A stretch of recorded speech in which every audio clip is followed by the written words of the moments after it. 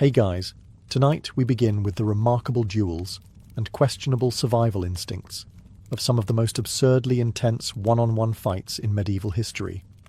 So before you get comfortable, take a moment to like the video and subscribe, but only if you genuinely enjoy what I do here. And let me know in the comments where you're tuning in from and what time it is for you. It's always fascinating to see who's joining us from around the world. Now, dim the lights, maybe turn on a fan for that soft background hum, and let's ease into tonight's journey together. If you've ever waited 6 months for a reply from customer service, imagine waiting 2 years for a king to approve your duel-to-the-death request. Welcome to France in the 1380s, where justice moved slowly but involved significantly more stabbing. Jean de Carouge was your classic medieval knight, proud, angry, and just a bit obsessed with inheritance disputes. His wife, Marguerite, accused another knight, Jacques Legris, of raping her while Jean was off doing knight things, which mostly involved either riding in circles or suing his neighbours. Carouges naturally believed her. Legris naturally denied everything. Since medieval courts were about as reliable as a weather forecast from a goat, the judges threw up their hands and said, "Let God decide," by which they meant, let the two men put on full armour, charge each other with lances, and see who dies first. The duel took place in December 1386, in front of King Charles VI, Queen Isabeau, and a crowd of thousands who showed up to watch justice be served like it was WrestleMania. Oh, and Marguerite? She sat in the stands on a wooden scaffold, tied to a chair. If her husband lost, she'd be burned alive for false accusation, no pressure. The fight was brutal. They started with lances, both shattered, then swords, then axes. At one point, Carouges was knocked to the ground, but managed to rally, tackle Legris, and drive a dagger through his neck while yelling something appropriately dramatic. Crowd went wild, justice was served, Marguerite got to live, and France collectively decided, you know what? Maybe we should stop doing this. It was the last sanctioned trial by combat in France, which is a shame, really, because it had excellent spectator value and far fewer commercials than modern legal dramas. As for Carouges, he became a national celebrity. As for Legris, he remained very, very dead, although centuries later, some historians would suggest he might have been innocent. Which just goes to show, in medieval France, truth was a distant second to theatrics, and God had a strangely high tolerance for judicial bloodsport. Moral of the story: if you're ever in legal trouble, maybe don't ask the king for sword-based arbitration. Unless you're really good with a dagger. Godfrey of Bouillon was the kind of man who heard the phrase, "take up the cross," and decided it meant also taking up a very large sword and developing a personal rivalry with gravity. As one of the leading commanders of the First Crusade, Godfrey was famously devout, deeply committed to reclaiming Jerusalem, and, crucially, built like a siege tower. He didn't just fight for Christendom, he bodied for it. But even in a war full of religious zealots and overcooked chainmail, one fight stood out: Godfrey versus the giant Saracen. The tale is part history, part testosterone-soaked legend. While marching through the Levant, Godfrey reportedly found himself face-to-face with a towering Muslim warrior, a local champion sent to intimidate the Frankish invaders. The man was said to be over 7 feet tall and armoured like a walking fortress. Naturally, the two agreed to settle the matter of whose god is better, with good old-fashioned ultra-violence. No armies, no strategies.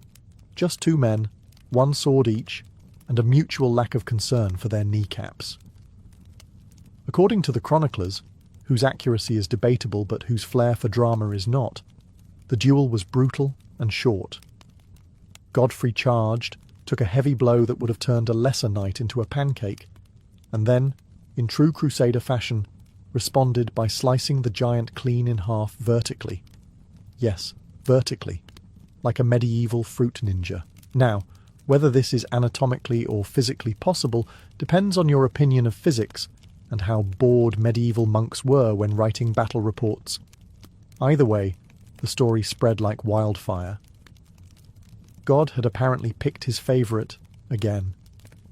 This duel cemented Godfrey's reputation as the holy heavyweight of the Crusades.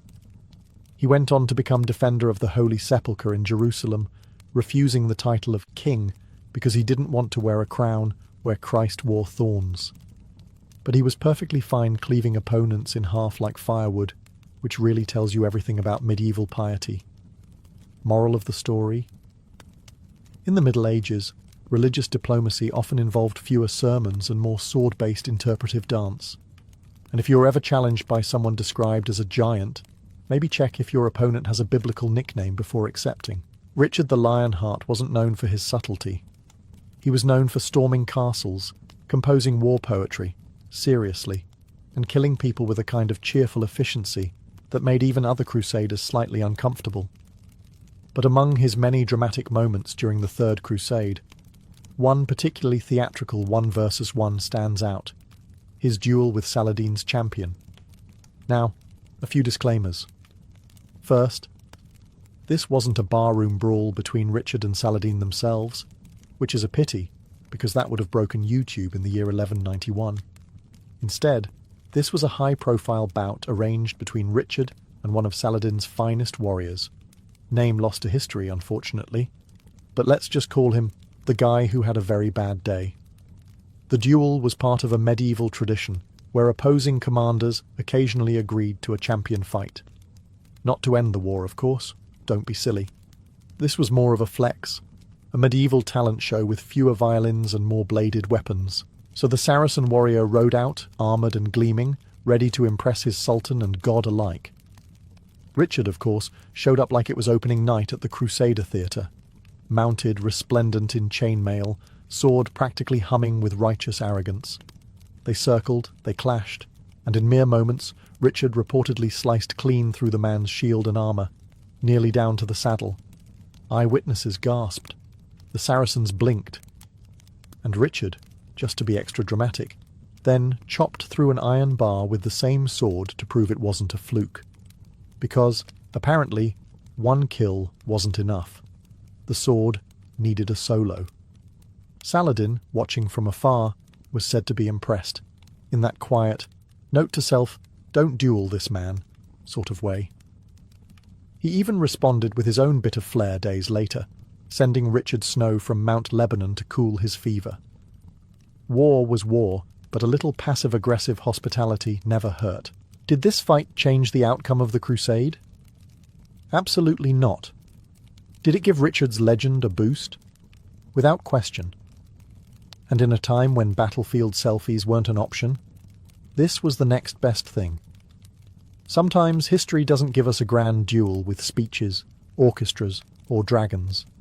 Sometimes it just gives us a Scottish king who's mildly annoyed and a knight who made one very poor decision. It was June 23rd, 1314, the day before the Battle of Bannockburn, the medieval equivalent of the Super Bowl, but with more mud and fewer commercials. Robert the Bruce, King of Scots and part-time survivalist, was out scouting the battlefield on a small horse, not a war horse, mind you, but the medieval version of a compact sedan, just trotting around, minding his own rebellion. Enter Henry de Bohun, an English knight and proud owner of an ego the size of Westminster Abbey. From across the field he spotted Bruce, alone, unarmoured, and apparently not interested in being dramatically murdered. To Henry, this looked like divine opportunity, a chance to single-handedly end the Scottish rebellion and look amazing doing it. So Henry did what any overconfident aristocrat would do.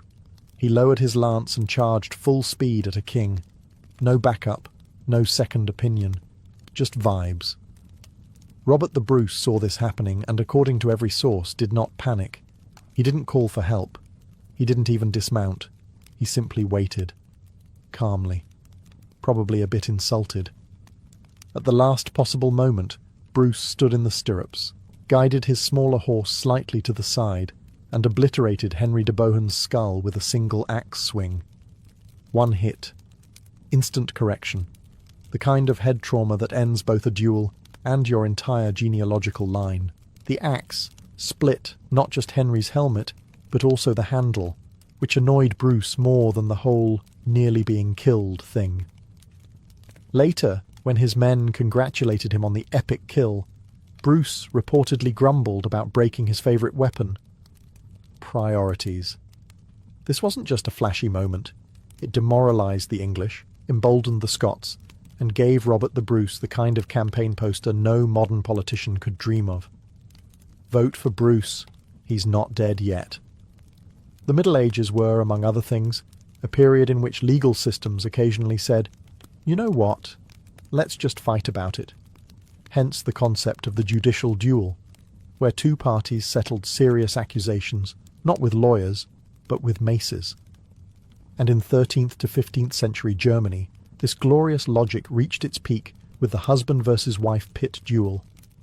Yes, a man and woman, fighting, in a hole. Here's how it worked. If a wife accused her husband of serious misconduct, or vice versa, and both parties insisted on a trial by combat, a special duel was arranged. But not on equal terms, of course. That would be too modern. Instead, the man was placed inside a shallow pit, armed with nothing but a club. The woman stood outside the pit, wielding a rock tied up in a sling, essentially a medieval flail. Both combatants wore tight-fitting linen suits, because clearly dignity had already left the chat. To keep things fair, and by fair we mean deeply confusing, the man's mobility was limited by the pit, while the woman had to keep one foot in a special cloth sack at all times, so she couldn't just run circles around him. Which meant the entire duel looked like a drunken interpretation of modern dance, but with significantly higher stakes. Historical records show these duels were not just theatrical. They were lethal.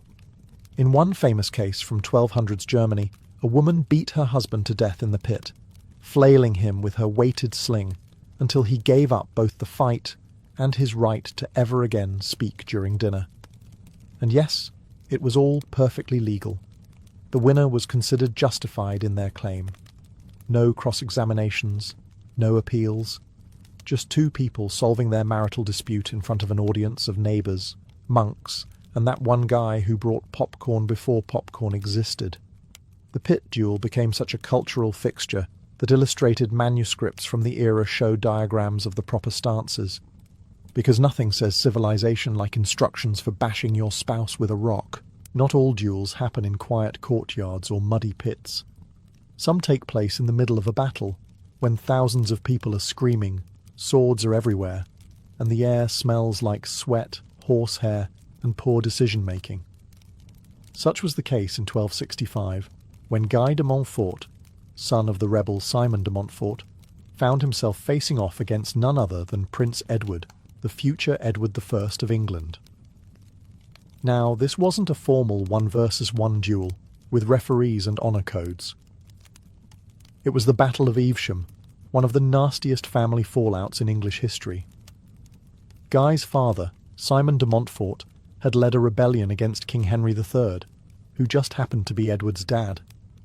So when the two sides clashed, it was less polite disagreement and more, let's murder each other in front of God and everyone.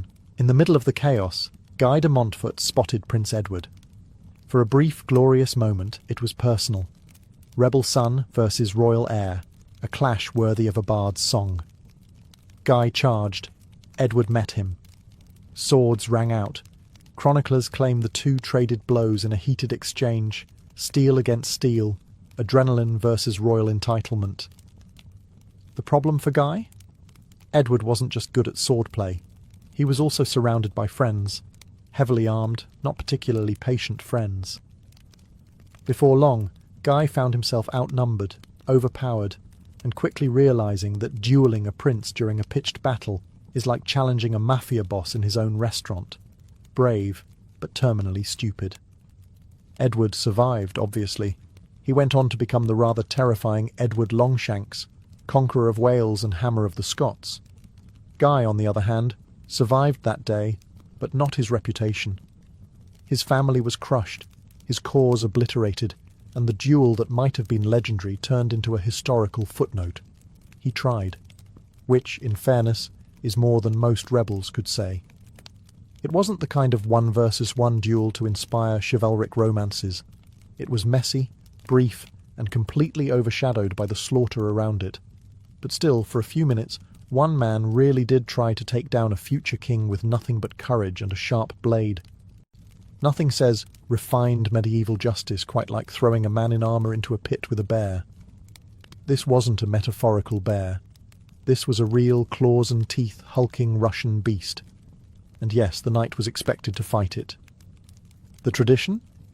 If one were accused of a serious crime in certain parts of medieval Eastern Europe, murder, treason, or saying something rude about the local Tsar's beard, one potential punishment was being tossed into a duel with a bear. The bear, not being a lawyer, was not particularly interested in evidence.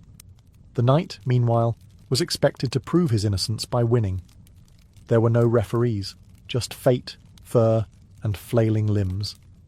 One of the most infamous cases comes from late medieval Russia, though unfortunately, or mercifully, most details have blurred into legend.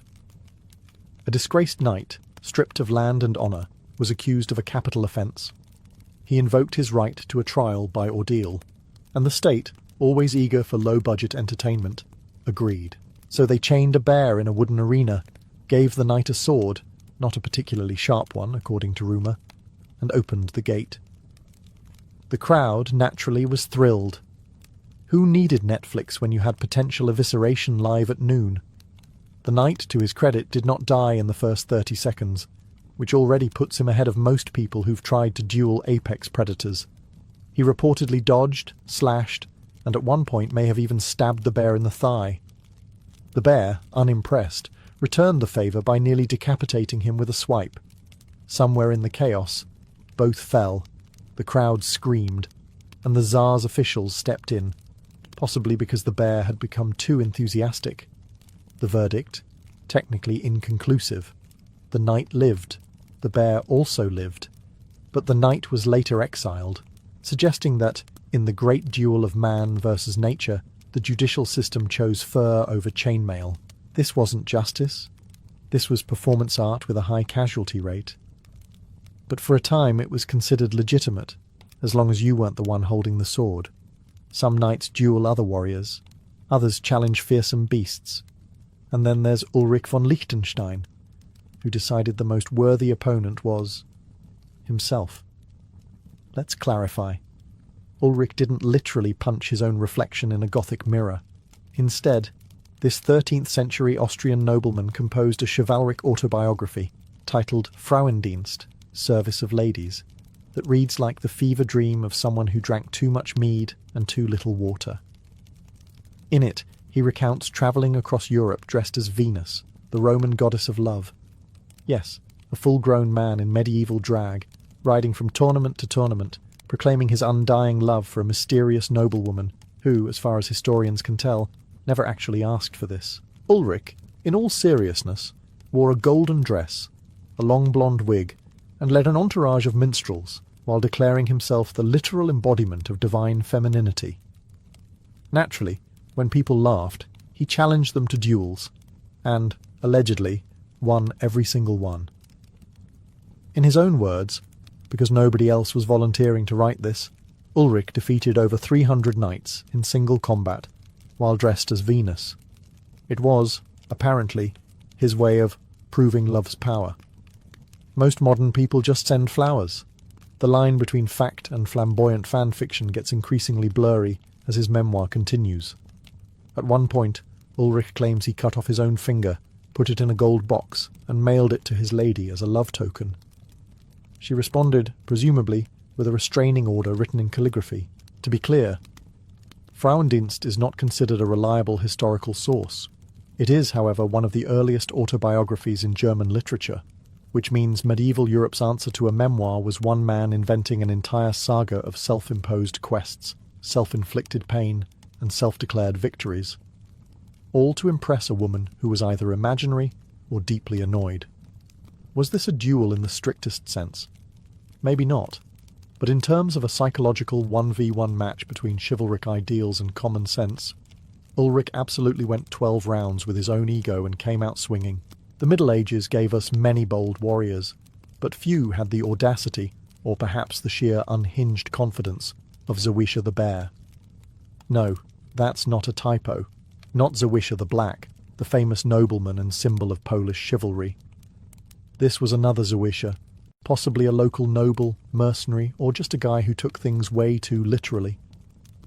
The legend goes that sometime in the 14th century during a tournament or a personal duel, accounts differ, but let's face it, historical accuracy went out the window the moment someone unsheathed their birthday suit. A Polish knight showed up to a fight entirely nude. Why? Allegedly to prove that armour, titles and flashy heraldry meant nothing. Just guts, skill, and a complete disregard for temperature or decency laws. The crowd was confused. His opponent was, understandably, hesitant. The referee, if there was one, probably pretended to lose his voice. And yet, according to those same questionable but delightful sources, the naked knight won. Yes, he fought fully exposed, blades clashing, limbs dodging, all while his most vulnerable assets were swinging in the medieval breeze. His opponent, wearing full armour and presumably a sense of dignity, was either too stunned or too distracted to land a killing blow. There's a theory that the nudity was symbolic, a way to demonstrate purity of combat. "Behold," he might have declared, "I have nothing to hide." Of course, he could have just been drunk, or trying to make a point about fashion, or both. The Polish chronicles don't give us his real name, maybe they were too embarrassed, but his legend lingers, whispered among historians like a cautionary tale. He is the cautionary tale, about ego, daring, and the hazards of going into battle without pants. Was it practical? No. Was it hygienic? Doubtful. Did he win? Apparently. Which makes him arguably more successful than most fully clothed knights with entire coats of arms behind them. Moral of the story? In medieval Europe, anything was possible, especially if you didn't mind chafing. If you ever travel back in time and end up in a duel, remember, skill matters. But a completely unhinged first impression might win the psychological war before swords even cross. Before medieval tournaments were sanitized into jousts with polite clapping and overpriced turkey legs, they were glorious, chaotic bloodbaths called melees. And no one thrived in the swirling mess of clanging steel, crushed egos and unregulated violence quite like William Marshall. Born around 1146, William was the son of a minor noble, and, like any second son with no inheritance and lots of biceps, he turned to knighthood. But not the courtly, flower-sniffing kind. William went full berserker, earning fame in melee tournaments, which at the time were basically large-scale 1v1s, with dozens of participants, no teams, and the goal of either capturing your opponent or beating them until they gave you money to stop. Marshall's tactic? Charge into the chaos like a human battering ram. If elegance was a sword stroke, he missed it entirely. But his record? Ridiculous.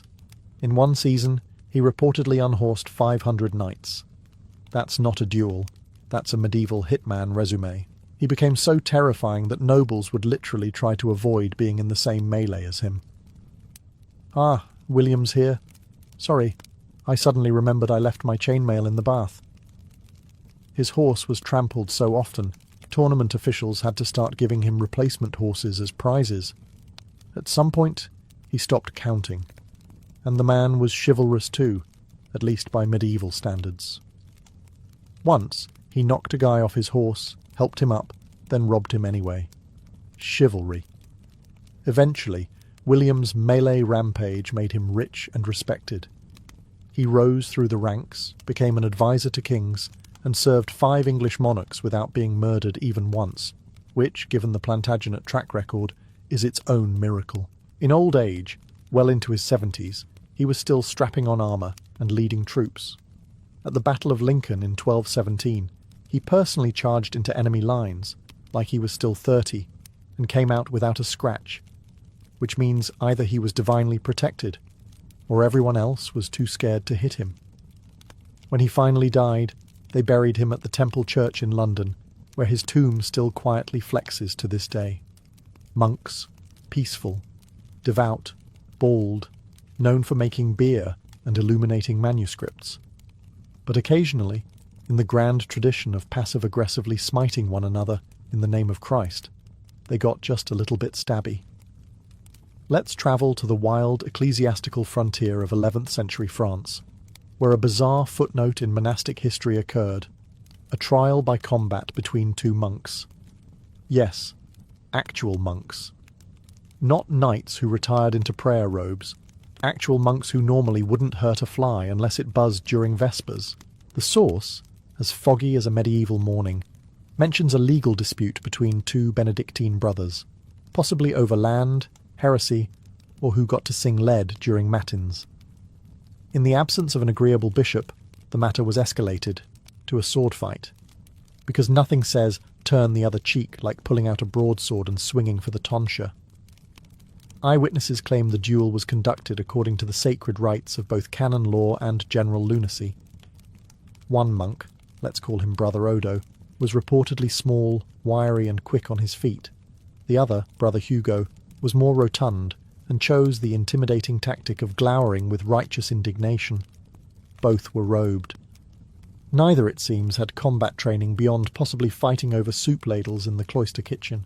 They met in a courtyard with a few unfortunate pigeons watching from the rafters. Blows were exchanged. Sandals were lost. Habits were torn. One monk landed a hit with what was either a blessed staff or just a glorified walking stick. The other responded by tackling him into a trough. Eventually, one monk emerged victorious, barely breathing and covered in both bruises and theological shame. Justice, apparently, had been served. This event was so profoundly ridiculous that the church immediately cracked down on it. Trial by combat was already controversial, but monk-on-monk dueling was a bridge too far. Canon law was tightened. Future monk fights were relegated to stern glances and side-eyes over dinner. You know a civilization has really committed to the chaos of medieval justice when two grown men in armour decide to settle a cheese-related dispute with a duel. Welcome to 12th century Denmark, where the dairy flowed like wine and tempers were only slightly cooler than curdling milk. The details come to us from a local chronicle now mostly lost to time, and probably mice. But the tale is simple. Two Danish nobles, let's call them Lord Knud and Sir Sven, could not agree on who owned a particularly fertile pasture or the cheese produced therein. Yes, cheese. Not land. Not honour. Cheese. In theory, they could have mediated the dispute over a flagon of mead like reasonable men. But this was medieval Denmark, where arbitration often involved swords, yelling, and a very poor understanding of consequences. Witnesses say the duel was arranged in a clearing just outside Roskilde. The weapons were broadswords, the stakes, ownership of a small herd of goats, several wheels of soft heavenly cheese, and, crucially, the right to be the man who won a duel over cheese for the rest of his life. Lord Knud was a large, sweaty noble with the upper body of a Viking and the footwork of a sack of barley. Sir Sven, smaller and wirier, was a known cheese enthusiast, which some say gave him the psychological edge. Or perhaps he was just angry someone had touched his brie. The duel lasted longer than expected. Both men shouted accusations about curd theft and lactose-related heresy. At one point, Knud slipped on a wheel of cheese, because yes, someone brought them to the field for dramatic flair and nearly impaled himself on his own sword. In the end, Sven managed to land a clumsy but decisive blow to Knud's leg, sending him sprawling. He demanded satisfaction and the cheese, which he received, along with mild fame in local ballads that rhyme bravery with dairy.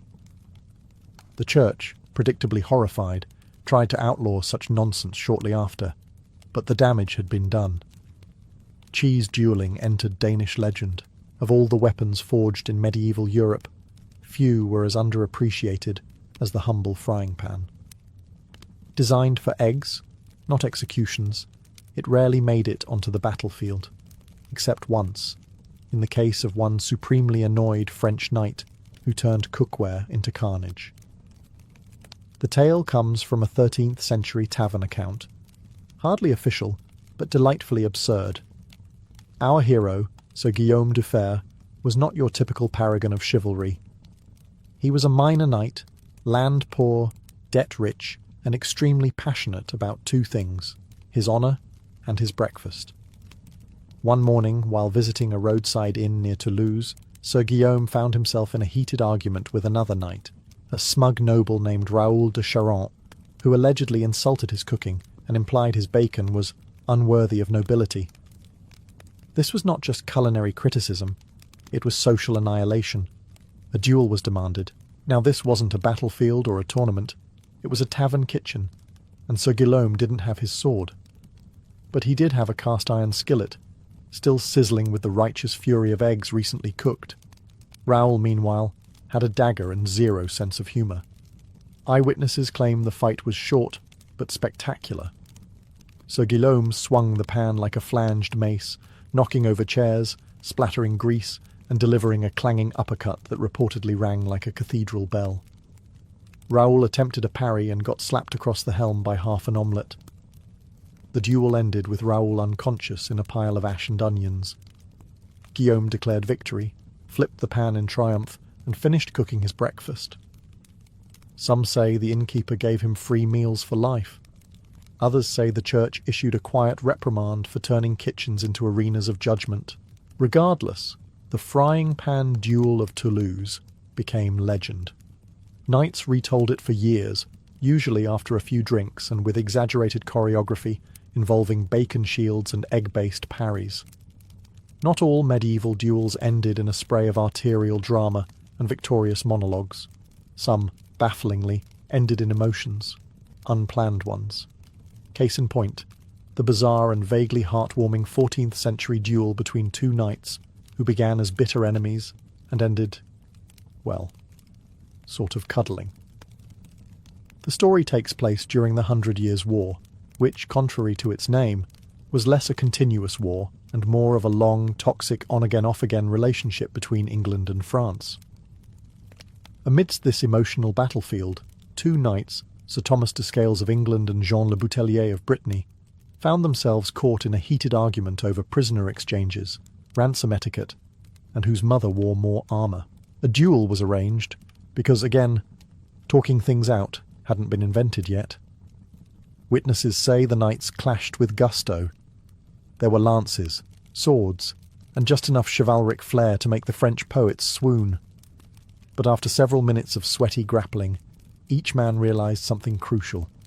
They were completely exhausted, and probably too evenly matched to kill each other without risking cardiac arrest. Then came the moment. Locked in a clench, panting through their helmets like wheezing goats, one of them, possibly Jean, reportedly muttered something like, "Are we done?" Sir Thomas, never one for poetry, allegedly grunted, "Only if you are." And that was it. They backed off, both bleeding slightly, both looking like they'd rather be anywhere else. A truce was declared. Some accounts even say they shook hands. One source, likely exaggerated by a minstrel on mushrooms, insists they embraced, removed their helmets, and laughed about the futility of war while the crowd awkwardly applauded. Naturally, neither man ever fully admitted to the hug, but it stuck in the bardic record as one of the strangest conclusions to a duel ever. The church approved. So did their squires, who no longer had to clean entrails off chainmail. Long before Spain was a single country, it was a very crowded peninsula where Christian kings, Moorish emirs, and everyone's third cousin were constantly battling for castles, goats, and the honour of obscure saints. Out of this fiery stew rose Rodrigo Diaz de Viva, better known as El Cid, part warlord, part poet, part national branding opportunity.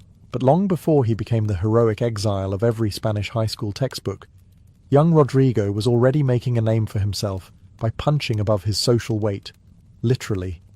The tale goes that in the 11th century he got into a nasty feud with Count Garcia Ordóñez, a man who, by all accounts, had a face that practically invited duelling.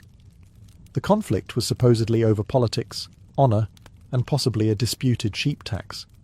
Details remain fuzzy, but historians agree the two men ended up in a trial by combat, a medieval HR-approved method of saying, "Let's just fight about it." The duel took place in front of King Ferdinand of Leon and Castile, which added a certain "don't embarrass yourself in front of the boss" pressure. Garcia came armoured like a walking ironclad, confident in his noble lineage and perhaps too many meads. Rodrigo, by contrast, was younger, leaner, and filled with the burning energy of a man who'd spent his 20s being called Rodrigo from that place you've never heard of. The fight didn't last long. According to legend, Rodrigo struck Garcia so hard that the Count fell off his horse and tasted Castilian dirt. It wasn't just a physical defeat, it was a social demotion, a televised flop before television was invented. Rodrigo, victorious, was now standard-bearer of Castile, which is the medieval equivalent of being promoted directly from mailroom to CEO via public brawl. As for Garcia, he likely sulked off to a monastery to reconsider his life choices, or possibly become a professional guy who gets beaten by El Cid in local ballads. In Elizabethan England, fashion was far more than a matter of beauty or taste. It was the visual language of power, politics and class. Every ruffle, pearl and thread spoke volumes about where one stood in society, and stepping outside your prescribed rank could be dangerous. At a glance, a gown could tell you everything you needed to know. Not just the wealth of its wearer, but their political allegiance, their ambitions, and even their loyalty to the crown. The Elizabethan world was tightly regulated by sumptuary laws, acts of parliament that dictated what fabrics and colours different classes could wear. These laws were not just about vanity, but control.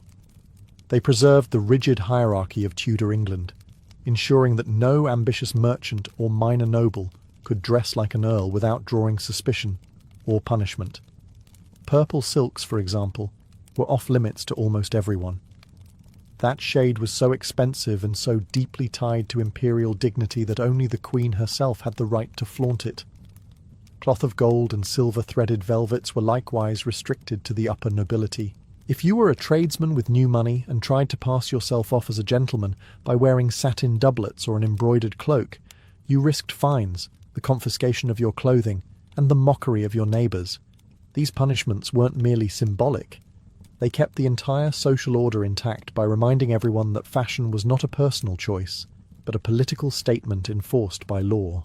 For the court, dress was even more performative. Queen Elizabeth I understood the power of spectacle better than anyone.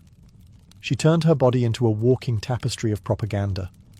Portraits show her covered in pearls, the gemstone associated with chastity and purity, making her the Virgin Queen in visual form. The sheer scale of her ruffs, some wide enough to frame her face like a halo, was a deliberate statement. The Queen was untouchable, radiant, set apart from ordinary mortals. Her courtiers followed suit, competing in a lavish arms race of silks, jewels and embroidery to curry favour and display loyalty. Thus, Elizabethan fashion was not mere decoration. It was a battlefield stitched in silk. To wear the wrong fabric was to risk your reputation, your fortune, and even the wrath of the Queen. Clothing became politics woven into every seam, a constant reminder that in Tudor England you were what you wore. If one fashion item captures the excess and spectacle of Elizabethan dress, it is the ruff. What began as a modest pleated collar in the early 1500s quickly spiraled into a fashion phenomenon, growing wider, stiffer, and more elaborate with each passing decade. By the height of Elizabeth's reign, ruffs could reach a span so large that the wearer's head seemed to hover on a floating platter. They were impractical, ridiculous even, but that was the point. Only those with immense wealth and leisure could afford to wear something so ostentatious, something that made eating, turning your head, or even breathing freely nearly impossible. The ruff was not just a collar, it was a statement. Constructed from fine linen or lace and stiffened with starch imported from the Low Countries, it required hours of careful ironing, pinning and arranging. Servants dedicated entire mornings to shaping the folds into crisp perfection. The largest ruffs, sometimes called cartwheel ruffs, could be supported with wire frames known as support asses, essentially little cages strapped around the neck. A misstep at a banquet could leave your elaborate lace collar sagging, an embarrassment that no courtier could afford. Like fabrics, ruffs were regulated by class. The finest lace versions were reserved for the elite, while lower ranks had to make do with smaller, simpler versions. Queen Elizabeth herself weaponized the ruff in her portraits, often appearing with collars so immense that her face seemed framed like the rising sun. This visual dominance was deliberate. Her courtiers, in turn, engaged in a competitive display of ruff size and decoration, each attempting to outdo the other without overstepping the Queen's precedence. Ruffs also carried a hidden symbolism. Their perfect circles, radiating from the wearer's neck, evoked halos, making nobles appear saintly or divine. Elizabeth, who mastered the art of turning fashion into political theatre, understood this better than anyone. The Virgin Queen was not merely dressed, she was sanctified, her authority reinforced by lace, starch and spectacle.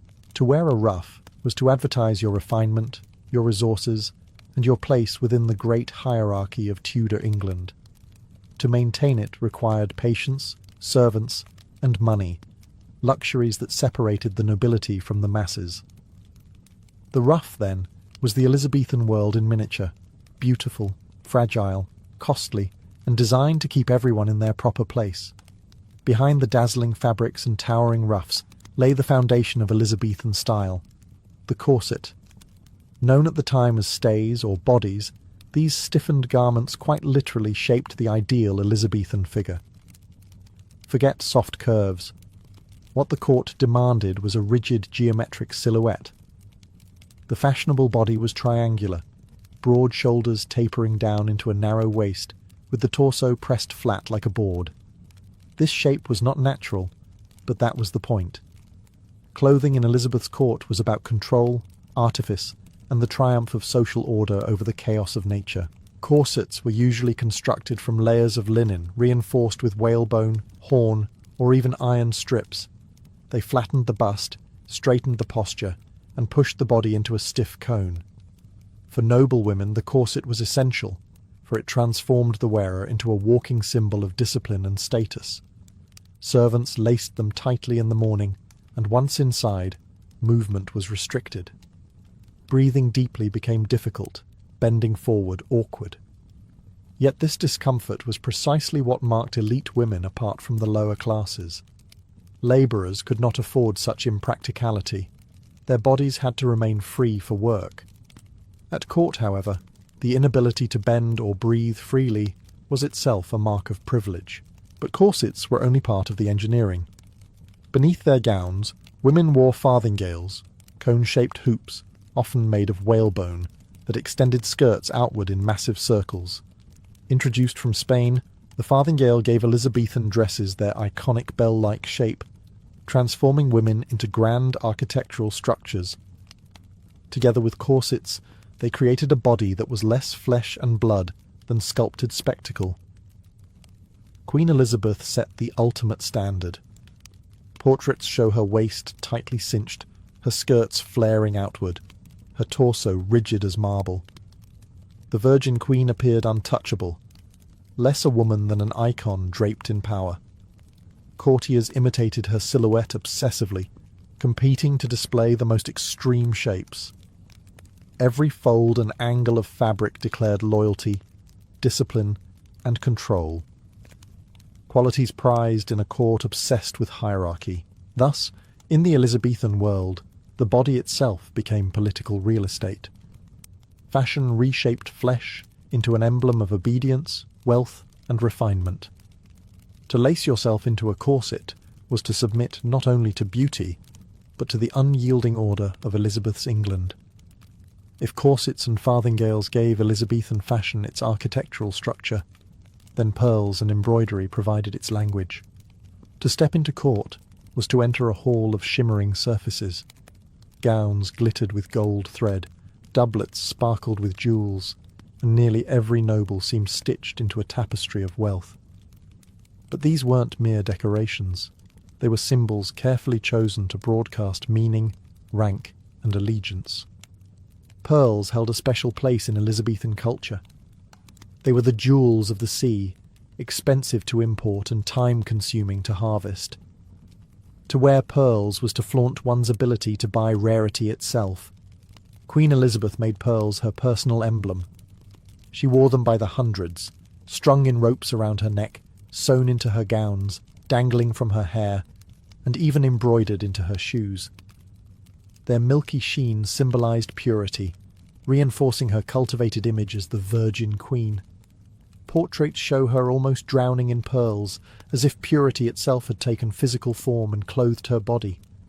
For her courtiers, wearing pearls was not just fashion but political theatre. To echo the Queen's jewel of choice was to echo her virtue. Embroidery served a similar function, but with even more versatility. A gown might feature stitched roses to honour the Tudor dynasty, pomegranates for fertility, or suns and moons to symbolise constancy. Skilled artisans spent months turning garments into coded texts of loyalty and ambition. Wealthy families hired entire teams of embroiderers to adorn sleeves and bodices with metallic thread, creating wearable propaganda. To walk into court with a gown glittering in gold was not merely to appear fashionable, it was to declare power stitched into every seam. The cost was staggering. A heavily embroidered gown could equal the price of a London townhouse. Pearls alone were worth fortunes, and their weight on a dress made even standing upright a challenge. But Elizabethan courtiers endured the discomfort gladly. Every glittering stitch was a declaration. I belong here, among the powerful. In this way, Elizabethan fashion was never silent. It spoke through gems, thread, and shimmer. It told stories of chastity, loyalty, and ambition. To dress richly was to write yourself into the Queen's theatre of power, a stage where clothing was not vanity, but a weapon. When we picture Elizabethan fashion, it is easy to imagine only the towering gowns and pearl-encrusted collars of the Queen's ladies. Yet men at court were no less flamboyant in their pursuit of style. In fact, Elizabethan men turned dressing into an art of dominance, using doublets, hose, and slashed sleeves to broadcast power, virility, and allegiance to the crown. The male silhouette of the time was padded and exaggerated. The centerpiece was the doublet, a snug, tailored jacket that extended down to the waist, stiffened with padding to project a broad chest and narrow torso. Underneath, men wore shirts with embroidered collars that peaked above the doublet's neckline, often finished with a small ruff. Some courtiers even stuffed their doublets with bombast, a kind of wadding, to give the illusion of muscular strength. Looking strong was just as important as being strong, and in the politics of the Elizabethan court, image was everything. Breeches, or hose, completed the look. Early in the reign they were tight-fitting, but as the decades passed, they ballooned outward into trunk hose, short padded shorts that puffed extravagantly around the hips. To modern eyes they look almost comical, but at the time they symbolized masculine confidence and aristocratic leisure.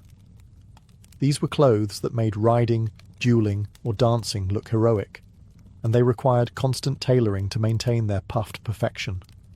Then there were the sleeves. Elizabethan men adored slashed and paned sleeves, where outer fabric was cut to reveal the fine silk or satin beneath. This layering was a deliberate show of wealth. Why own one luxurious fabric when you could show off two at once? Bright colours, scarlet, saffron, and deep blue, further heightened the spectacle, while jewels and gold embroidery elevated noblemen above the rest. Accessories were equally important. Men wore jewelled hats with tall feathers, carried ornate swords with gilded hilts, and adorned themselves with rings and chains heavy enough to dent a table. These were not frivolities, but markers of allegiance. To glitter at court was to show you had the Queen's favour, or at least the resources to pretend. Elizabethan men, like their female counterparts, were trapped in a theatre of appearances. Every puffed sleeve and padded chest was a performance, each detail a declaration of loyalty, wealth, and masculinity. The men of Elizabeth's court dressed not just to impress, but to survive in a world where power was stitched, padded, and slashed into silk. If the gown or doublet was the body of Elizabethan fashion, then shoes, accessories, and cosmetics were the finishing touches that transformed courtiers into living works of art. In a world where appearances were political statements, no detail was too small to overlook. The flick of a feather in a cap, or the tint of a cheek, could signal loyalty, wealth, or scandal. Shoes in Elizabethan England were often surprisingly simple in shape, but no less extravagant in material. Men favoured square-toed slippers made from velvet or leather, sometimes decorated with rosettes or embroidery. Women's shoes were similarly low-heeled, designed more for show than for practicality. Since skirts often brushed the ground, ladies' footwear rarely had the chance to dazzle, but fine materials and hidden embroidery marked status even where few could see it. For both sexes, shoes symbolised refinement. Practical boots were for the working classes. Accessories, however, were where the real competition began. Hats were essential, especially for men. Courtiers strutted through the palace in felt caps or tall crowns, adorned with feathers imported from exotic lands. A single plume from an ostrich or peacock was more than decoration. It was a signal of wealth and connections abroad. Chains of office made of gold and hung heavy around the neck carried political meaning. They marked rank and the Queen's favour. Even gloves, often perfumed and embroidered, became fashionable tokens exchanged as gifts to secure alliances or flirtations. Cosmetics were equally charged with meaning. Women, and occasionally men, painted their faces with a stark white foundation made of ceruse, a mixture of vinegar and white lead. It created the desired pale complexion that spoke of aristocratic leisure, far removed from the sunburnt skin of peasants. Rouge tinted the cheeks, while vermilion brightened the lips. Some even darkened their eyebrows with soot or coal dust, framing the face like a living portrait. Of course, these concoctions were often poisonous, slowly damaging the skin, but vanity outweighed health in the theatre of Elizabethan fashion. Perfume completed the ensemble. Imported from Italy or France, it masked the odours of rarely washed bodies and garments, while also signalling sophistication. A whiff of rosewater or musk could distinguish a courtier from the crowd.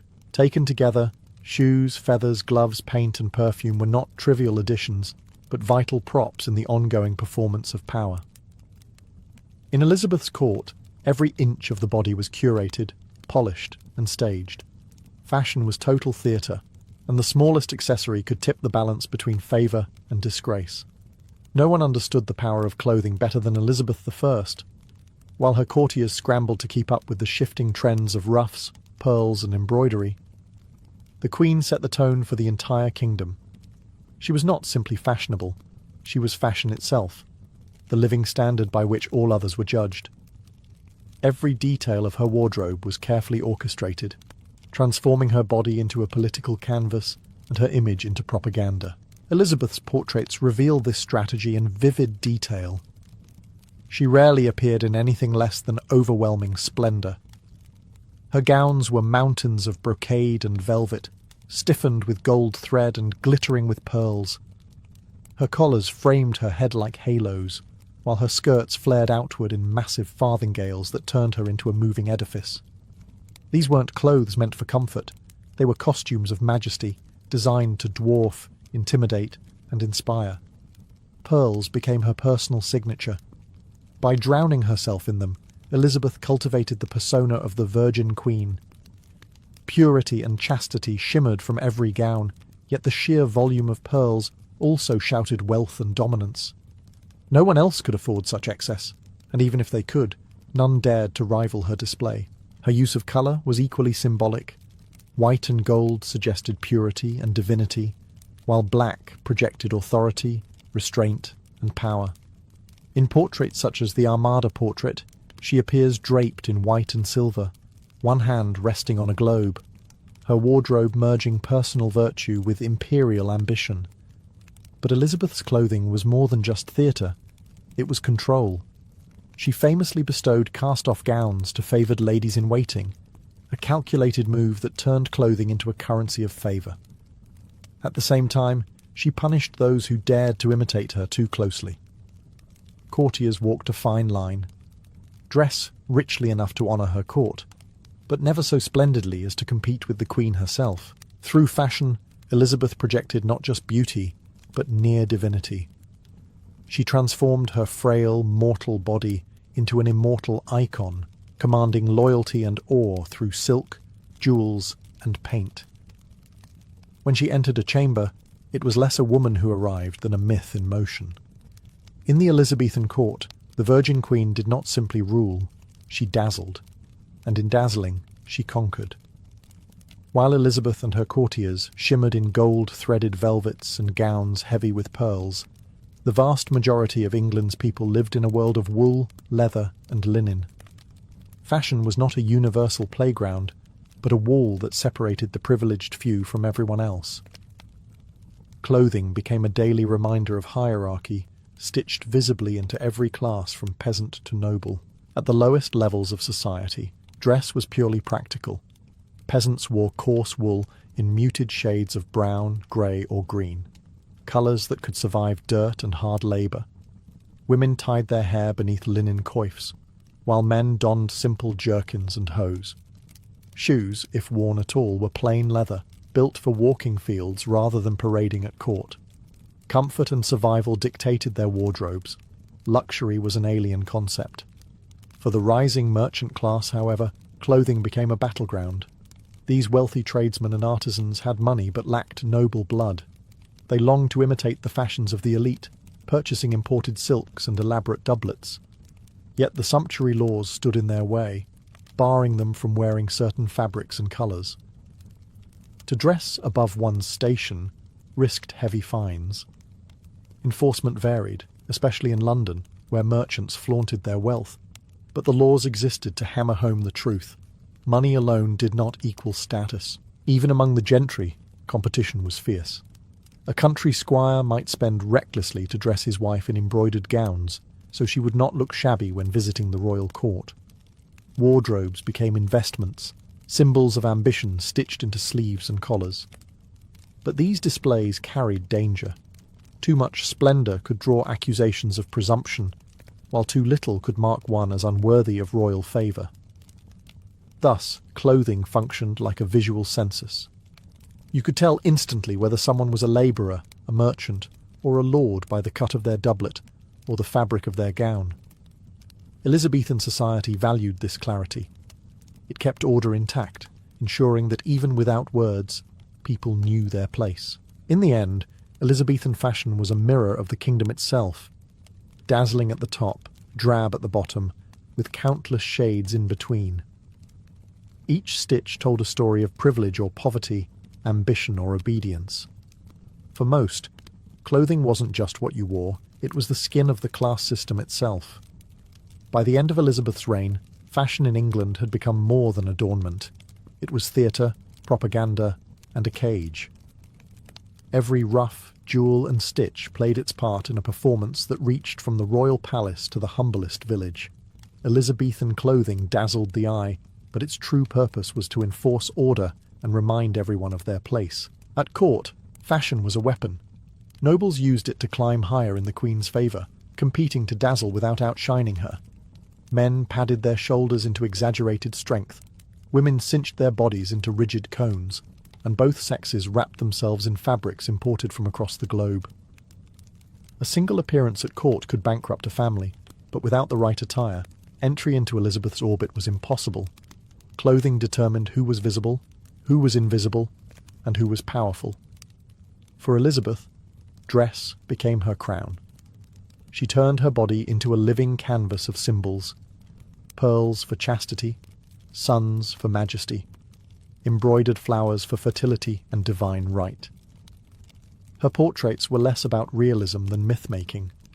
When courtiers looked upon her in person, framed by ruffs wide as halos and skirts vast as fortresses, they saw not a woman of flesh and blood, but an icon of power.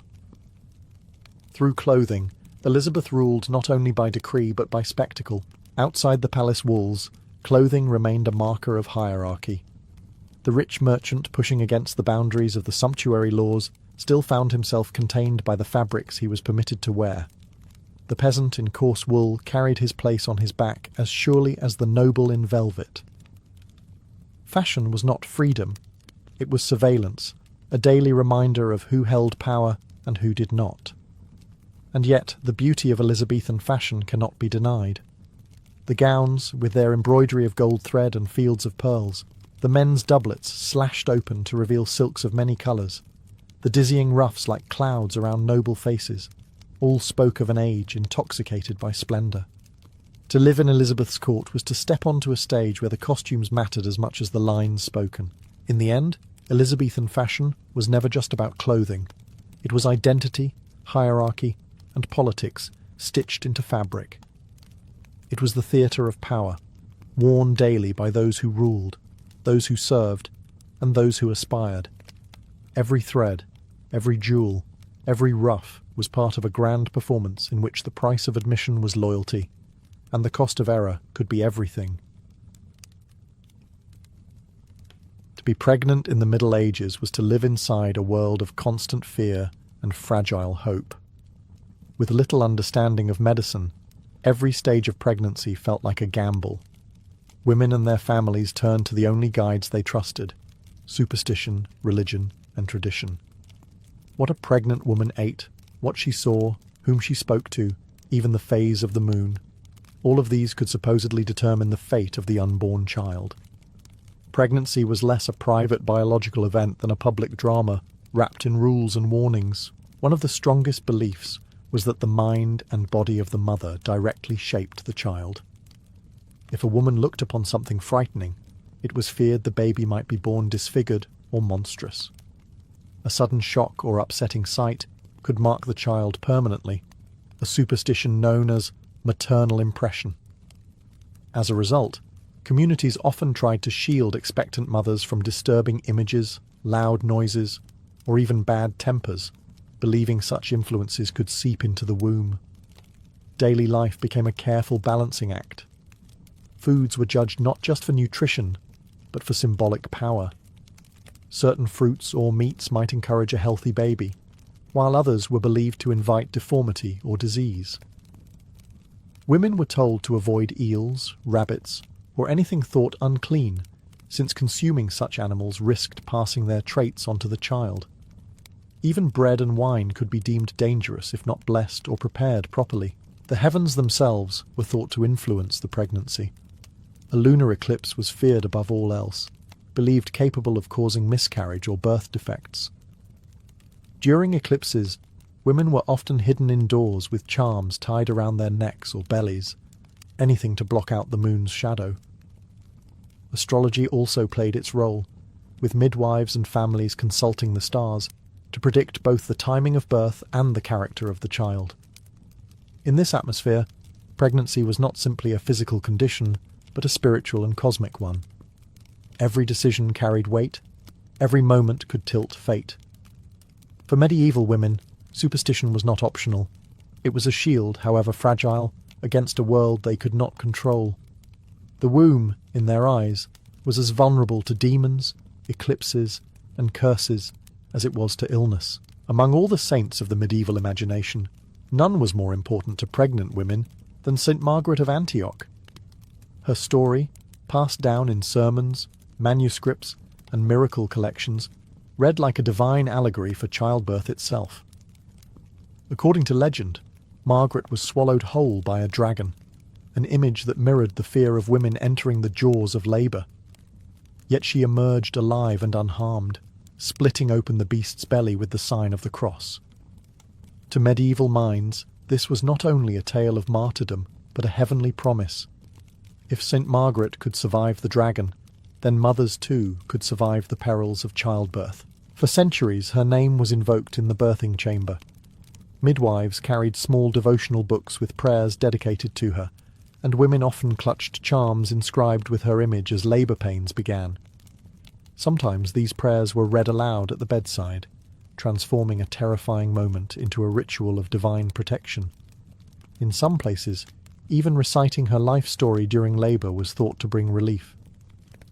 It was said that simply hearing her tale could make the womb open more easily, as if her victory over the dragon echoed in the bodies of mothers who called upon her.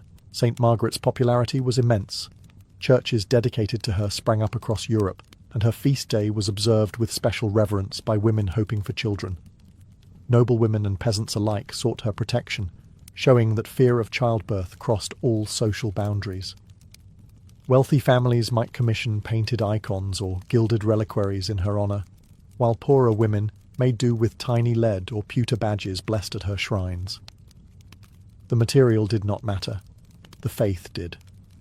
Her role was more than symbolic. It was profoundly psychological. In a world where maternal mortality was terrifyingly common, belief in St. Margaret offered a sense of control. The pain, the risk of death, and the uncertainty of the outcome were framed not only as medical dangers, but as spiritual battles in which the mother did not fight alone. She fought with a saint by her side. In the medieval birthing chamber, amid candles, whispered prayers, and anxious relatives, St. Margaret's name became a lifeline. She was the dragon slayer who tamed fear itself, a reminder that even in the blood and sweat of childbirth, divine help might be only a prayer away. If prayer to the saints provided spiritual comfort, amulets offered tangible protection. In the Middle Ages, pregnant women often wore or carried objects believed to shield them from evil forces, difficult labours, or monstrous births. These amulets ranged from precious stones set in silver to humble scraps of parchment tucked into a pouch.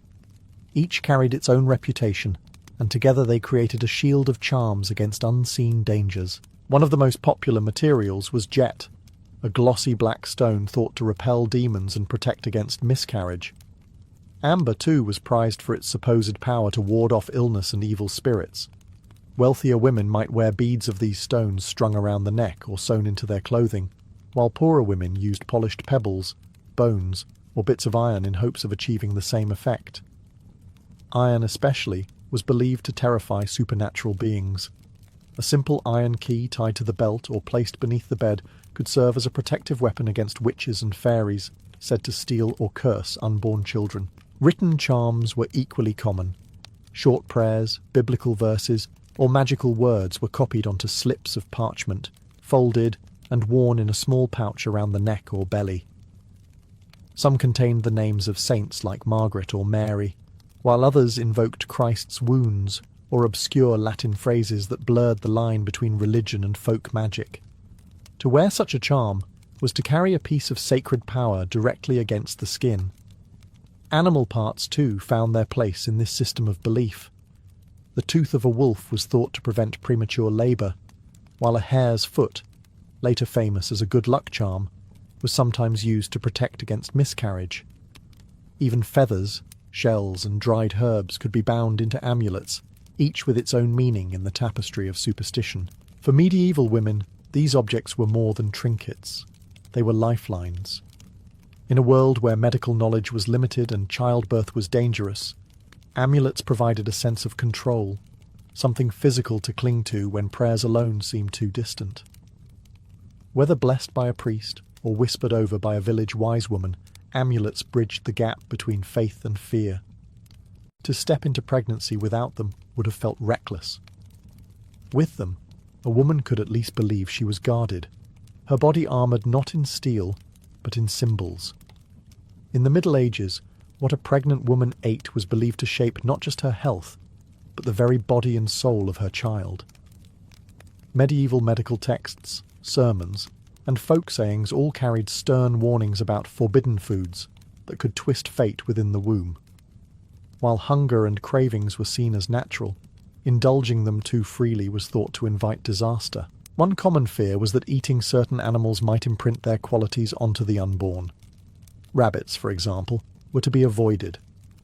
Their reputation for timidity sparked the belief that a child born from a rabbit-fed mother might be weak or cowardly. Similarly, eels, slippery and serpentine, were shunned for fear they could cause deformities or illness in the child. Pork and other heavy meats were considered dangerous as well, blamed for difficult births or for producing sluggish, unhealthy infants. Fresh fruit, too, was sometimes suspect. Medieval people worried that eating unripe or sour fruit could sour the womb itself, leading to miscarriage or sickly babies. Grapes and apples might be allowed in moderation, but only if they were ripe, and often only if blessed. In contrast, certain foods were recommended for building strength. Almonds, honey, and carefully prepared grains were thought to nourish both mother and child with purity and balance. Cravings, however, carried their own risks. Medieval law held that if a pregnant woman's craving went unsatisfied, the frustration could mark the baby physically. Birthmarks, strange blemishes, or even deformities were explained as the result of denied desires. If a woman longed for strawberries and was refused, people feared the child might be born with a red stain upon the skin. Fulfilling a craving wasn't just kindness, it was preventative medicine. Husbands and families were often pressured to indulge these whims, believing that failure could scar the child for life. Fasting days imposed by the church complicated matters further. Pregnant women were sometimes exempted, but piety often dictated restraint.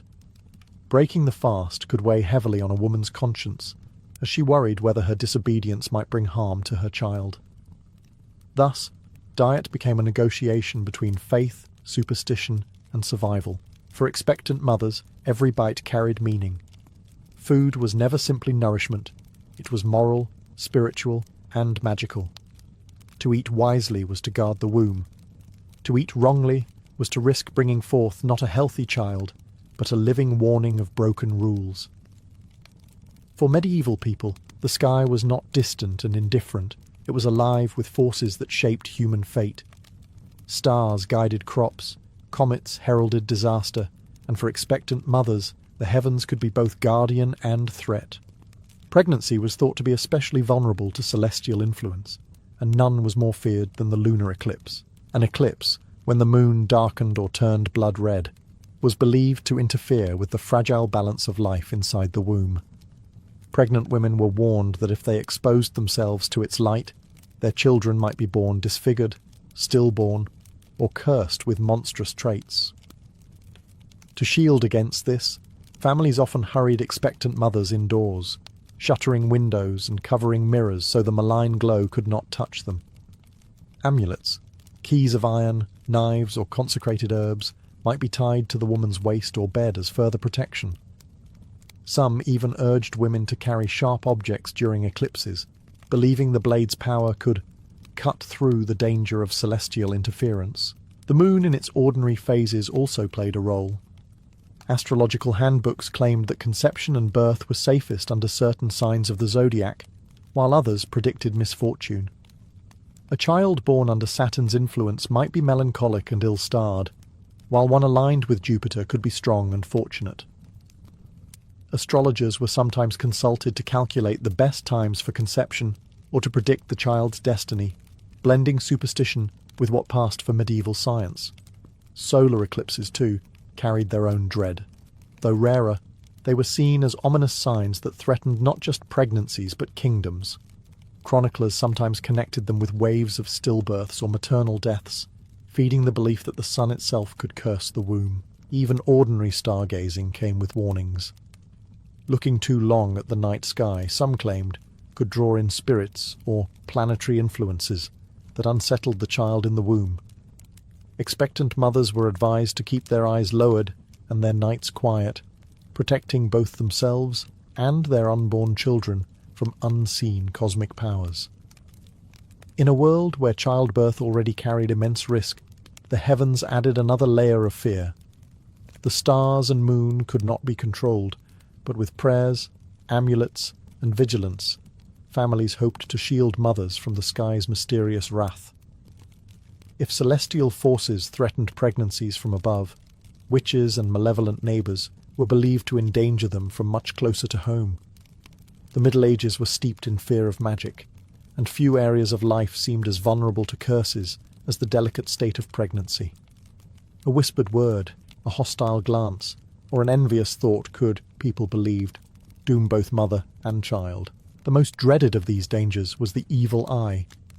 This superstition held that envy itself carried destructive power. If a pregnant woman drew the gaze of someone jealous, whether a barren neighbour, a resentful relative, or a passing stranger, the child in her womb might wither, deform, or die. To guard against this invisible threat, women wore protective charms, rings etched with holy names, pouches filled with salt or herbs, or even pieces of iron pinned to their clothing.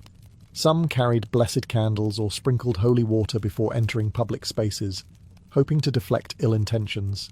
Witches, too, were feared as active agents of harm.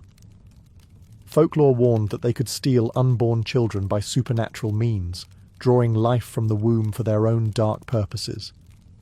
Tales circulated of women who miscarried after quarrels with suspected witches, fueling suspicion and sometimes violence.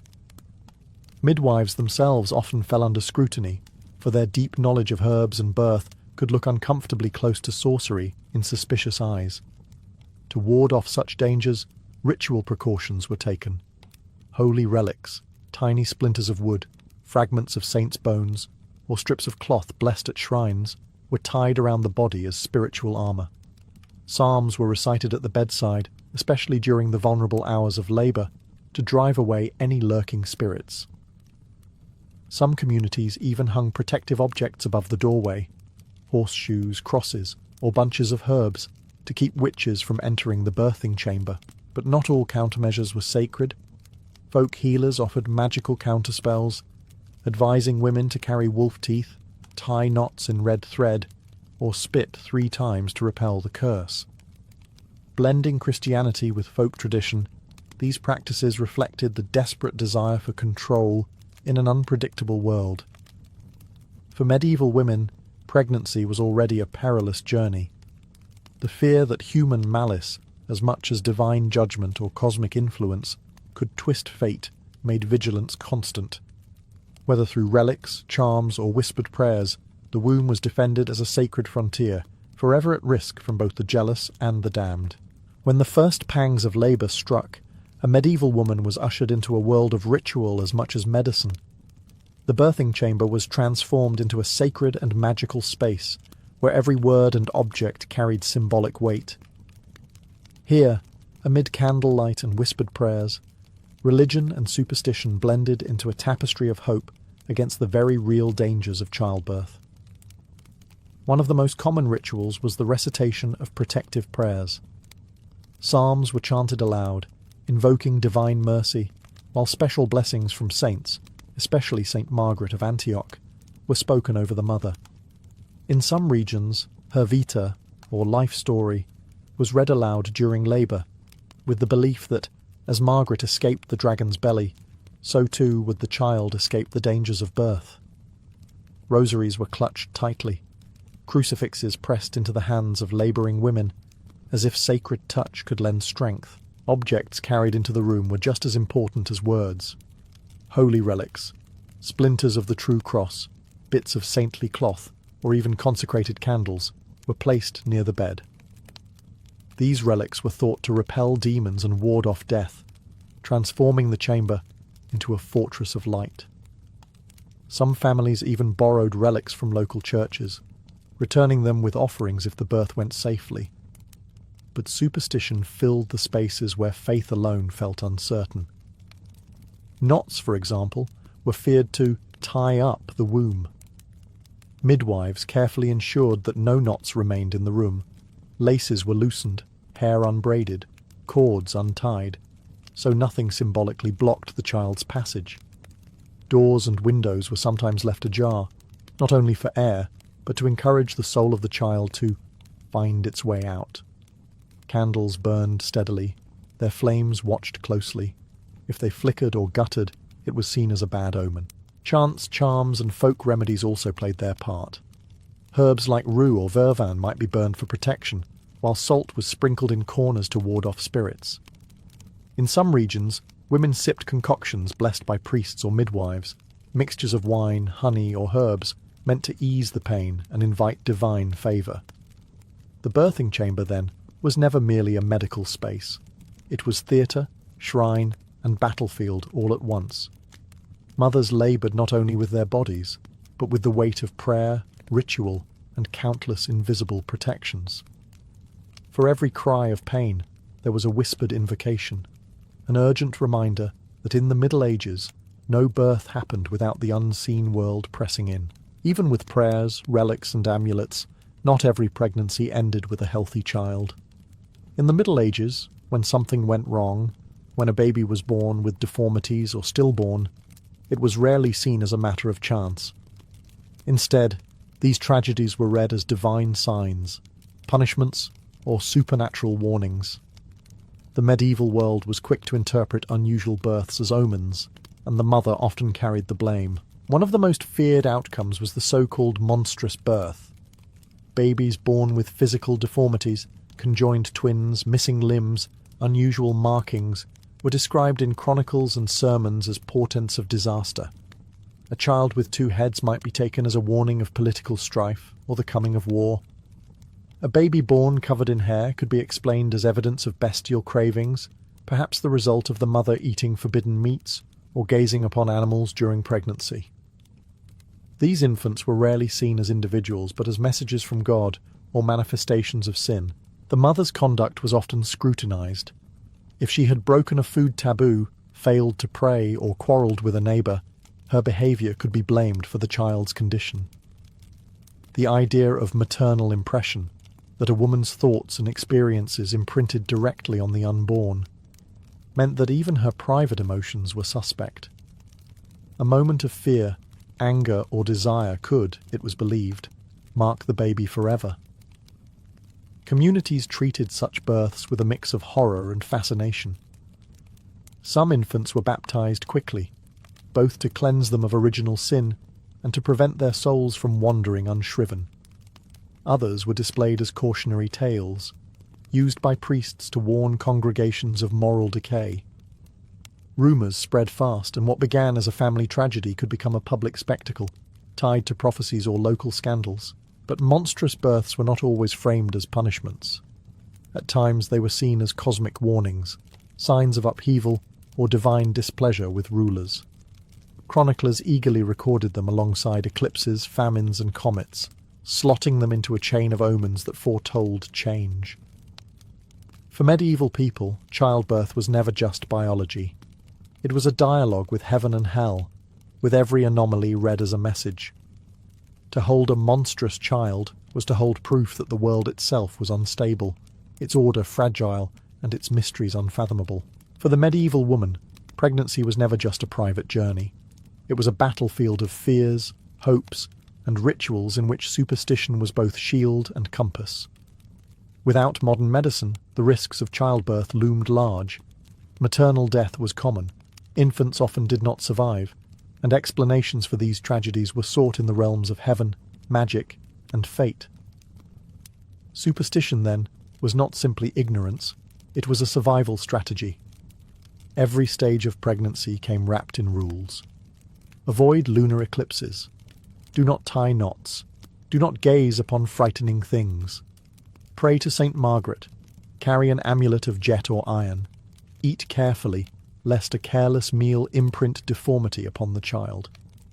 These were not random oddities, but a collective attempt to create order in a world where so much felt uncontrollable. Each belief, no matter how strange to modern eyes, gave women a sense of agency, however fragile. Superstition also created community. Birth was rarely a solitary experience. Families, neighbours, and midwives joined forces in protecting mother and child. The birthing chamber was filled with whispered prayers, protective objects, and watchful companions. Even men, though excluded from the room itself, played their part by fetching relics, commissioning charms, or standing vigil outside. The web of customs gave everyone a role in safeguarding life, turning childbirth into a collective drama rather than an isolated event. And yet, these beliefs also weighed heavily. Women bore not only the physical burden of pregnancy, but also the moral responsibility for the outcome. A miscarriage or deformity could be blamed on her cravings, her anger, her neglect of ritual. What we might call bad luck, medieval communities often saw as fault. In this way, superstition could both protect and condemn, offering comfort while demanding perfection. Still, it is important to see these practices not merely as fear-driven, but as profoundly human. They were the tools available to people navigating uncertainty. Where doctors lacked answers, faith and folklore stepped in. Amulets, prayers, and taboos were not guarantees of safety, but they gave women something to hold on to in moments of danger and pain. In the end, medieval pregnancy was lived at the intersection of biology and belief. The womb was imagined as a fragile vessel, besieged by demons, eclipses, and envy, but defended by saints, relics, and charms. Superstition was not madness. It was meaning, carved out of fear, stitched into ritual, and passed down as the wisdom of survival. In medieval Europe, childbirth was not just a private family event. It was a spiritual crisis. To bring life into the world was both miraculous and perilous, but it also left the mother marked by blood, pain, and the ever-present fear of death. The Church responded with a ritual known as churching, a ceremony designed to welcome women back into religious and communal life after they had given birth. At first glance, it might appear to be a simple blessing of thanksgiving for a safe delivery.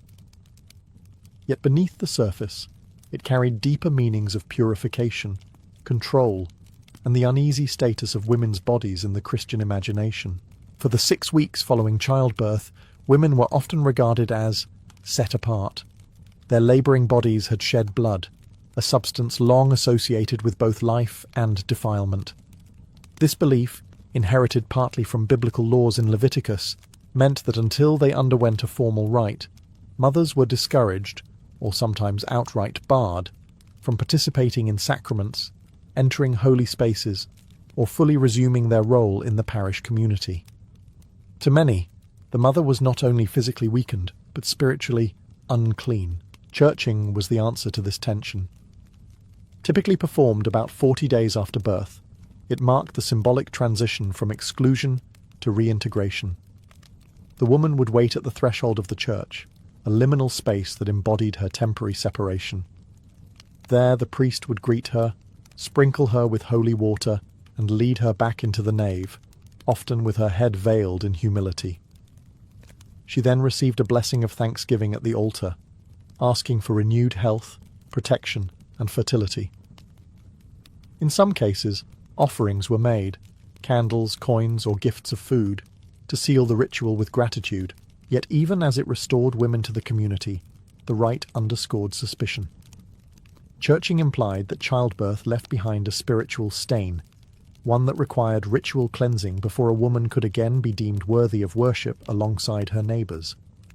It was both honour and reminder, honour for surviving the dangerous passage of childbirth, and reminder that her body was a site of vulnerability and pollution. Thus, the churching of women reveals the paradox of medieval motherhood, celebrated as life-givers, yet simultaneously treated with caution, regulation, and ritual boundaries. It was not just a blessing, but a statement about how society viewed women, their bodies, and their place in the sacred order. The medieval ritual of churching did not emerge in isolation.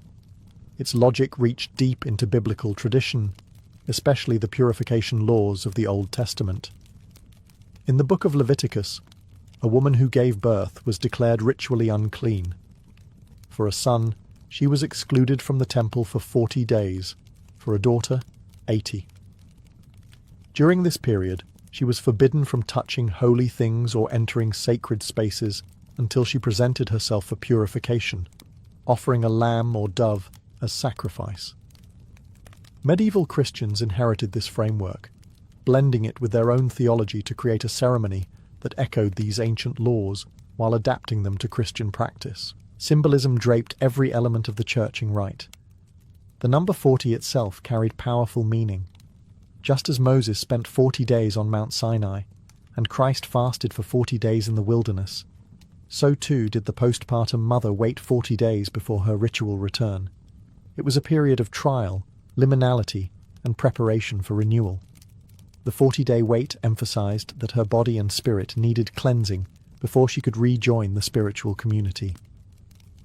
The most potent biblical model, however, came from the Virgin Mary. According to the Gospel of Luke, Mary herself submitted to purification 40 days after Jesus' birth, presenting him at the temple in Jerusalem. If even the Mother of God humbled herself to ritual cleansing, then ordinary women could hardly object. This story gave churching both authority and sacred precedent, though it also reinforced the idea that even holy motherhood carried ritual impurity. At its heart, churching symbolized a tension between gratitude and suspicion. The prayers spoken over the woman were framed as thanksgiving for her survival and the safe birth of her child. Yet woven into the rite was an undercurrent of purification, as if the act of giving birth left her spiritually stained. Blood, sweat, and pain, so essential to life, were interpreted as pollutants to be ritually cleansed before she was welcome again at the altar. Thus, biblical roots gave churching a double edge. On one hand, a recognition of the dangers and sacrifices of motherhood. On the other, a continuation of the ancient idea that women's bodies carried inherent spiritual risk. By grounding the ritual in Scripture, the Church ensured its authority while wrapping the messy reality of childbirth in the language of purity and divine order. While ideas about purity and symbolism gave churching its weight, the ritual itself was grounded in highly choreographed actions. The ceremony typically took place around 40 days after childbirth, though in practice the timing could vary depending on the health of the mother, the customs of the parish, and local interpretations of canon law. What mattered most was the public act of transition, from seclusion and impurity to blessing and reintegration. The rite usually began outside the church. The mother would wait at the threshold, often veiled or modestly dressed, a visible sign of her humility and temporary separation. The priest would greet her there, echoing the biblical imagery of exclusion from sacred space. Sometimes he sprinkled her with holy water, a gesture both purifying and welcoming, before leading her inside. In some accounts, she carried a lighted candle, an offering of thanksgiving and a symbol of Christ's light guiding her return. Once inside, the priest escorted her to the altar. She might kneel or prostrate herself while prayers were spoken over her. The liturgy of churching was not uniform across Europe, but it generally included psalms of thanksgiving, petitions for the health of the mother, and blessings for fertility and protection in the future. One common prayer expressed gratitude that God had delivered her from the perils of childbirth, while another asked that she might walk in newness of life. Offerings often accompanied the ritual. A woman might present a wax candle, symbolizing light and purity, or money to the church, a gift of gratitude for survival.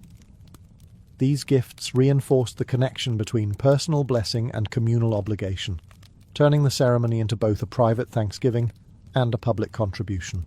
The ceremony concluded with the priest's blessing, after which the woman was considered restored. She could once again receive the Eucharist, attend Mass, and fully participate in the spiritual and social life of her parish. For many, this was a moment of relief, even celebration. But the very structure of the ritual, meeting the mother at the door, leading her back inside, cleansing her with water, emphasized that her body had been suspect, and only the church could remove the stain. In its choreography, churching was both tender and controlling. It offered gratitude and healing, yet framed motherhood as something requiring ritual correction. Every step of the ceremony reminded the woman and her community that giving birth was not simply natural, it was dangerous, polluting, and in need of sanctification. On the surface, the ritual of churching appeared generous, even compassionate. It was framed as a blessing of thanksgiving, a way for the community to rejoice that both mother and child had survived one of life's most dangerous ordeals. In an age when maternal death was frighteningly common, the very act of returning to church was a triumph. Prayers offered thanks to God for preservation, and the congregation shared in the joy of new life. For some women, churching could feel like a moment of healing, a recognition that their suffering had meaning, and that their endurance was worth honouring. Yet woven into this blessing was a darker thread: suspicion. Churching did not only celebrate, it cleansed. The very need for such a rite implied that childbirth, with all its blood and pain, left the mother tainted. Medieval theology often associated bodily fluids with impurity, echoing biblical laws that treated women's bleeding, whether menstruation or childbirth, as contaminating. A mother who had endured labour was therefore seen not simply as exhausted, but as ritually unfit to rejoin the sacred life of the parish until purification had been pronounced. This suspicion reflected deeper cultural anxieties about women's bodies. To men of the medieval church, the female body was paradoxical, essential for sustaining life, yet unpredictable, leaky, and dangerously close to sin. Women were praised as mothers and life-givers, but their generative power was also feared, framed as something that needed careful control. Churching symbolized this tension perfectly, a ritual that simultaneously elevated motherhood as blessed and marked it as contaminating. The mother herself occupied an ambiguous space. She was at once the source of gratitude, thanked for bringing forth new life, and the focus of concern, watched closely for signs of moral or physical impurity. This ambiguity meant that churching could be interpreted very differently depending on perspective. Some women may have embraced it as a welcome moment of thanksgiving. Others may have felt the sting of being treated as unclean. Ultimately, the rite balanced celebration with regulation. It gave thanks for survival, but reminded everyone present that women's bodies, while necessary, were spiritually risky. In this way, churching revealed not just how medieval Europe honoured motherhood, but also how it kept it under suspicion, bound by ritual to ensure control over the mysteries of life and birth. Although churching was performed by priests, it was midwives, neighbours and kin who shaped the experience of mothers between childbirth and the ritual's completion. Childbirth itself was largely women's work. Midwives were the central figures of this world, trusted attendants who knew the dangers of labour firsthand and carried a blend of practical knowledge, herbal remedies, and religious rituals. Their presence lingered even after delivery, as they helped guide mothers through the 40 days of seclusion leading to churching. Midwives were often the first to remind families about the rite. They instructed mothers on when they could safely rejoin the parish and sometimes accompanied them to the church door, serving as witnesses of survival. Their involvement highlighted the liminal nature of motherhood, between body and soul, between impurity and blessing. Midwives could also prepare small charms, prayers, or blessed objects for the mother to carry during the churching ceremony, reinforcing the sense that this was as much a protective rite as it was a thanksgiving. Neighbours and family members played their part too. The period before churching was one of restricted mobility. Many believed that an unchurched woman should not cook, fetch water, or touch communal goods for fear of passing impurity to the household.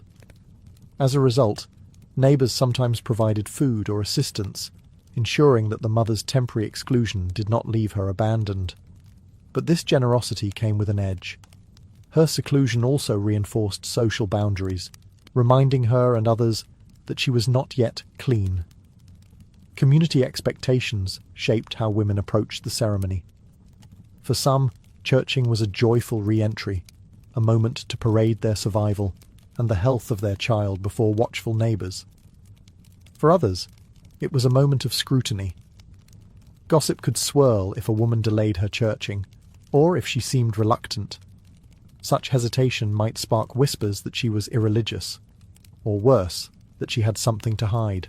Thus, churching was not just a private blessing, but a communal event, binding families and neighbours into the drama of birth and renewal. Midwives offered continuity, bridging the world of the birthing chamber with the authority of the church, while the community bore witness to a mother's reintegration. In this way, churching was as much about reinforcing social order as about spiritual cleansing. Although churching was a widespread practice throughout medieval Europe, it was far from uniform. The ritual's basic structure, thanksgiving, blessing, and reintegration, was broadly shared, yet its details shifted depending on geography, local clergy, and community tradition. These regional variations reveal how flexible the rite could be, adapting to different cultural anxieties about motherhood, purity, and women's roles. In England, the ceremony often retained a strong sense of humility. Mothers arrived veiled, sometimes barefoot, and waited at the church door before being led in by the priest. Offerings of candles were especially prominent in English parishes, where women placed wax tapers at Marian shrines or before the high altar. This reinforced a link between the new mother and the Virgin Mary, creating a model of obedience and piety. In France and parts of the Low Countries, however, churching took on a more celebratory tone. There are accounts of mothers attending Mass in fine clothing, accompanied by female kin, and sometimes even treating the event as a small feast afterwards. In these communities, churching could resemble a rite of social display as much as purification. The woman was not only rejoining the parish, but reclaiming her place in its networks of honour and reputation. Germany and Central Europe emphasised protective elements. Mothers might carry sprigs of blessed herbs, such as rue or vervain, to ward off evil spirits as they entered the church. In some regions, the priest's prayers explicitly asked for protection against witches and demons, reflecting local fears that women and their newborns were especially vulnerable to malefic forces during this transitional period. In Mediterranean regions, where Marian devotion was particularly strong, churching sometimes blurred into festivals of the Virgin. Mothers brought offerings not only for Thanksgiving, but also to dedicate their children symbolically to Mary's care. This turned the rite into a bridge between the mother's private experience and the wider cult of the Virgin. Even within a single country, practice could differ from parish to parish. Wealthier communities highlighted the giving of candles and alms. Poorer ones simplified the ritual to a brief blessing at the church door. What unified them all was the core assumption. Until the ceremony was completed, the mother remained liminal, set apart from her full role in both church and community. These variations show how churching was never a fixed script, but a living tradition, moulded by local fears, devotions, and customs. Everywhere, however, the rite communicated the same message. Motherhood was sacred, but it needed supervision, ritual, and reintegration to be made safe. At its heart, churching was not just about blessing women, it was about reminding them, and everyone watching, of where authority resided. In medieval Europe, the church was an overwhelmingly male institution. Priests conducted the ceremony, bishops defined its rules, and theologians shaped the narratives that cast women's bodies as both sacred and suspect. Churching, though directed at mothers, ultimately placed them under the gaze and control of male clerical power. The choreography of the rite underscored this hierarchy.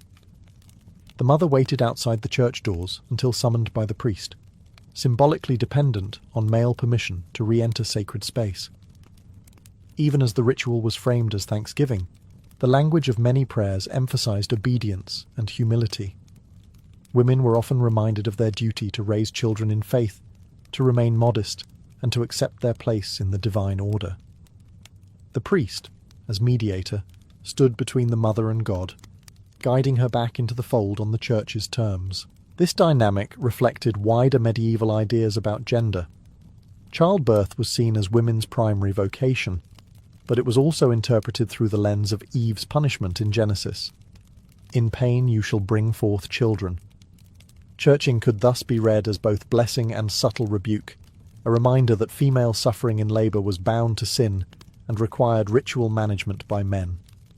By framing the mother's return as an act of purification, the Church asserted its role in regulating women's most intimate experiences. Husbands, too, played a role in reinforcing this authority. In many communities, it was customary for the husband to escort his wife to the ceremony, signalling not only her reintegration into the parish, but also her return to conjugal life.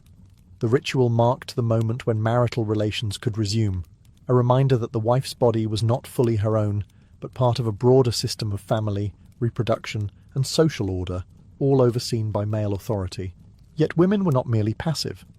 Some embraced churching as a moment of recognition, turning it into an opportunity for public affirmation of survival. Still, the structure left little doubt. The Church defined the terms of her purity, her role, and her return. In blessing her, it also bound her more tightly to a hierarchy that placed men as guardians of both her body and her soul. Although the churching rite was framed and led by men, women themselves were not silent participants. Medieval mothers, midwives, and female kin brought their own interpretations to the ceremony, sometimes embracing it wholeheartedly, other times reshaping it to fit their needs, and occasionally pushing back against the assumptions it carried. Their voices, though faint in the written records left mostly by male clergy, can still be traced in the margins of practice and memory. For many women, churching was a welcome moment of recognition. Surviving childbirth, a trial that could so easily end in death, was worth celebrating. To stand once more in the parish, blessed before neighbours, was a public acknowledgement of endurance and resilience. Some mothers treated churching almost as a second birthday, not for the child but for themselves. The gifts of candles or alms became acts of agency, a way of marking gratitude in their own terms, even if framed by the church's ritual. But there were also quieter resistances. In some regions, women turned churching into a festive occasion, gathering friends and kin, dressing richly, and hosting meals afterward. Clerics sometimes grumbled that this transformed a solemn rite of purification into a social party. But for mothers, it was a chance to reclaim joy and assert their place in community life with dignity rather than shame. The very act of appearing proud and adorned at churching undermined the notion that childbirth had left them spiritually degraded. Women also blended official prayers with folk practices. A mother might carry a charm blessed by her midwife, alongside the candle offered at the altar, weaving together sacred and popular traditions. This layering of belief gave her a sense of control within a framework otherwise dictated by men. Some resisted more directly by delaying or avoiding churching. Records show that not all women rushed to the ritual at 40 days. A few postponed it until they felt strong, while others ignored it altogether, especially in rural areas where clerical oversight was weaker. Though this could provoke gossip or disapproval, it demonstrates that women were not universally bound by the rite's expectations. Through these actions, medieval women transformed churching into more than just purification. They turned it into a stage where survival could be honoured, where community could gather, and where female voices, though muted, found subtle ways to shape the meaning of their return. The ritual of churching lingered for centuries, surviving well beyond the Middle Ages and shaping how motherhood was understood in Christian Europe. Even after medieval fears of blood and impurity began to fade, the custom remained, embedded in parish life as both blessing and expectation. Its endurance reveals how deeply the Church's views on women, purity, and control had sunk into the fabric of society. For some, the rite was remembered as comforting. Women in later centuries often spoke of it as a joyful thanksgiving, a chance to publicly mark survival and to rejoin communal life after weeks of seclusion. In Catholic countries, churching was sometimes renamed or softened, framed as a maternal blessing rather than a purification, highlighting the gratitude rather than the suspicion. Yet the shadow of its origins never fully disappeared. The Reformation, too, wrestled with the rite. Protestant reformers criticised it as superstition, seeing echoes of Jewish law or medieval excess. Some communities abandoned it entirely, while others reshaped it into a prayer service of thanksgiving stripped of purification language. Still, in both Catholic and Protestant lands, the idea that mothers required ritual acknowledgement after birth persisted, showing how difficult it was to separate tradition from theology. The legacy of churching also speaks to the larger question of how societies balance honour and control. On the one hand, it celebrated mothers, giving them a public moment of recognition rare in a world where most women's labour went unseen. On the other hand, it bound them tightly within a system that defined their bodies as dangerous, their sexuality as suspect, and their return to community as something that required clerical permission. By the modern era, churching had largely faded, though traces survive in certain blessing rituals still performed in parts of Europe and Latin America. Today, historians look back on it not only as a curiosity of medieval ritual, but as a window into the paradox of Christian motherhood, revered as sacred, yet burdened with suspicion, celebrated for life-giving power, yet subjected to control. The churching of women was never just about mothers kneeling in church. It was about how a society understood gender, purity, and power. Its echoes remind us that rituals can both heal and bind, offering comfort while quietly reinforcing the structures of authority that define who belongs and on what terms.